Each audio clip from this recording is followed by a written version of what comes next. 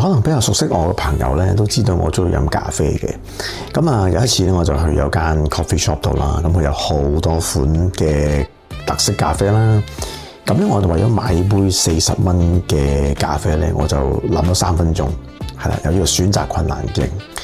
咁但係咧，大家有冇試過咧？可能你做投資或者有一筆嘅投資金額去到6位數甚至7位數嘅話咧，可能唔需要3分鐘喎，可能係3秒鐘或者30秒你就決定咗喎。咁點解會咁呢？因為原來咧喺我哋大腦做投資嗰時咧，會有呢3個情況出現咗喎。第一種就叫做痛感放大鏡啊！咁往往喺我哋投資心理學裏邊咧，成日會講呢樣嘢嘅。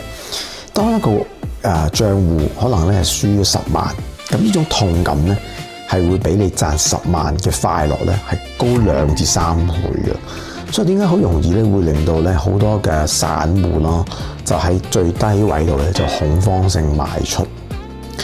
第二咧就叫做信息濾鏡啦。當我哋可能一旦咧買咗某一個資產嗰時啦，咁咧你嘅電腦啊、你嘅手機咧，就往往咧就好似被操控啦，有人監聽緊你咁樣。咁往往就會俾呢隻最好關於你買咗嗰個資產嘅利好消息俾你嘅。第三咧就叫做最近嘅記憶卡啦 ，Flash Memory 啦。譬如好似上個禮拜個市場都好波動啦，其實咧比起你3年前嘅長期嘅趨勢咧，更影響你嘅判斷嘅。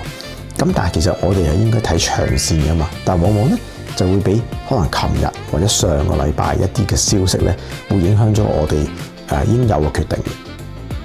其實咧解決方法咧好有趣喎，大家可以試下咧俾自己一個叫決策冷靜期啊，好似對待買一杯咖啡或者你買一件衫咁啦，你問一問自己係咪真正需要佢啦？